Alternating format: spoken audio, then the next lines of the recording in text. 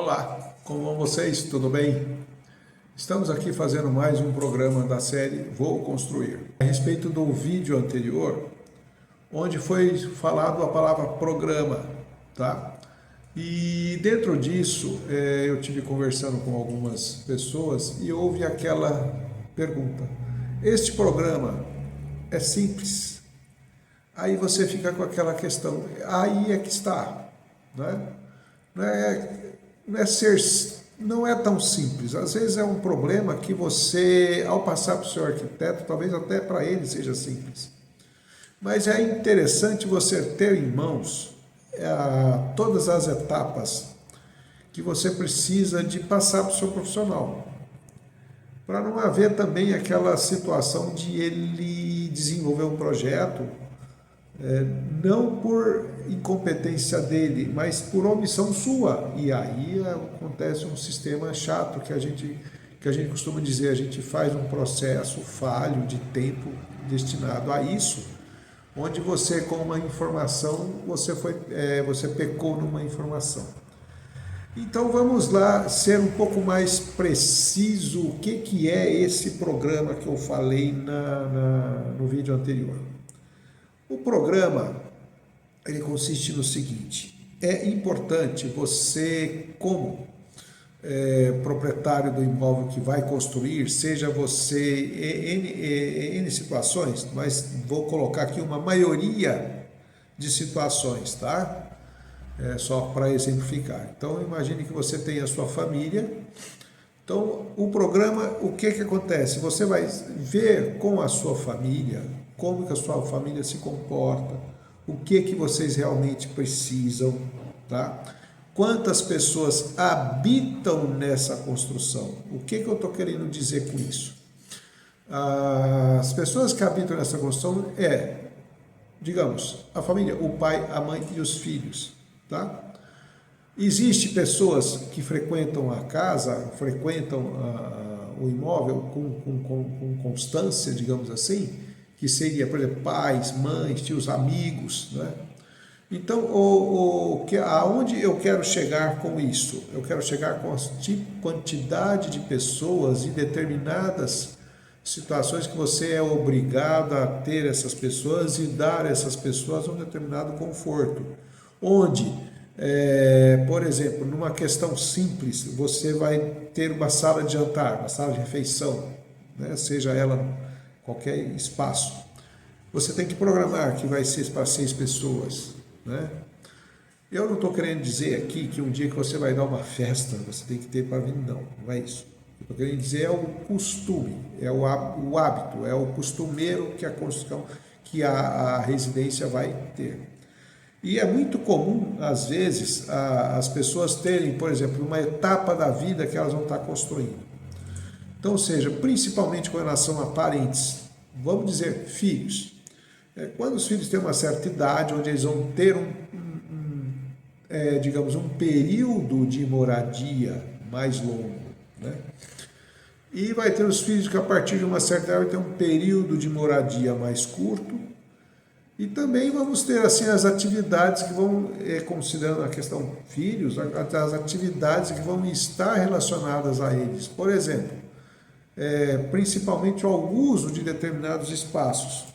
Então, o que vai acontecer? Vocês têm filhos de uma idade de 10 anos, você está ali já pensando na questão de estudos, um espaço para estudo, um espaço para jogos, receber uma visita, conversa, adolescente, enfim, todas essas coisas é interessante você levar em consideração, né?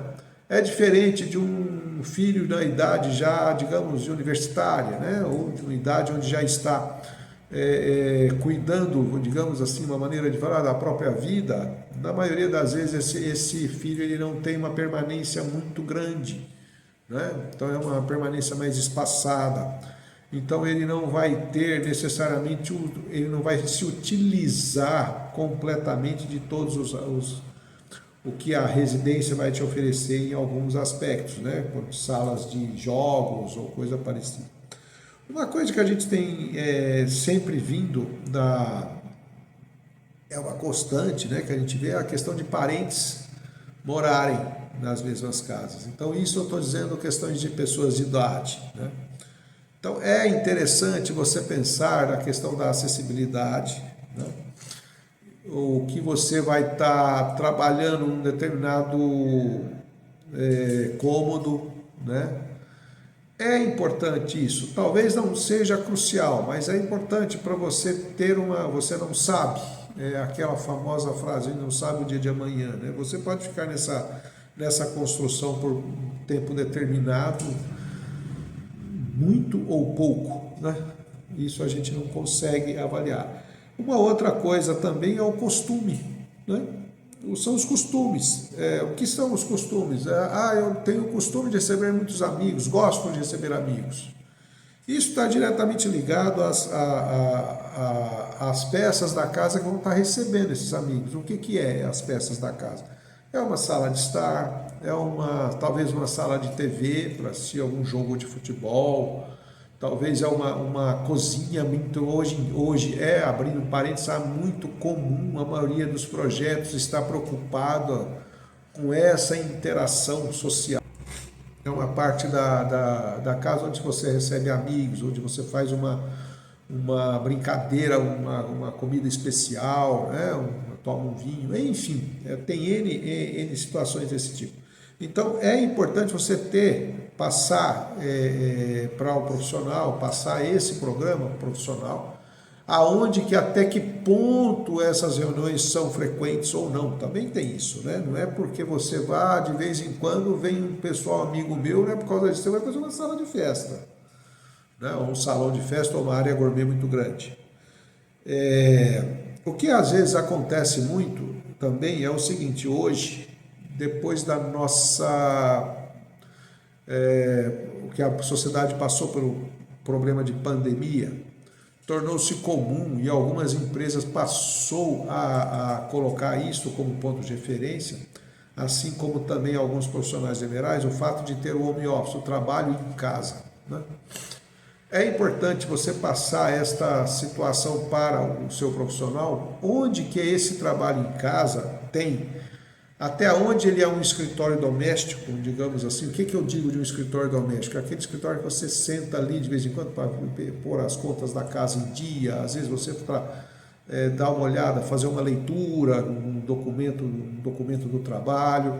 Ou existe também aquele escritório que você vai estar recebendo pessoas. Às vezes você é um profissional liberal, você tem o costume de trabalhar em casa, às vezes num determinado horário, você tem que estar chamando um cliente para conversar. Então, o posicionamento desse escritório no projeto vai ser importante, né?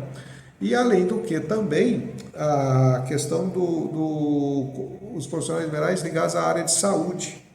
Alguns profissionais da área de saúde, com essa situação, ficou muito comum alguns profissionais dessa área trabalharem em casa também, como psicólogos, atendentes dessa área de uma maneira geral. O importante é a gente ter uma condição a seguinte: este programa, quem tem que fazer é você. Você, sua esposa e seus filhos. Não aceite, não podemos ser tão grosso, né?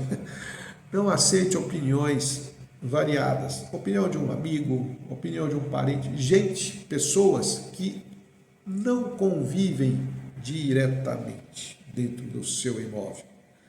Porque ali você pode estar trazendo informações dele que a você não compete.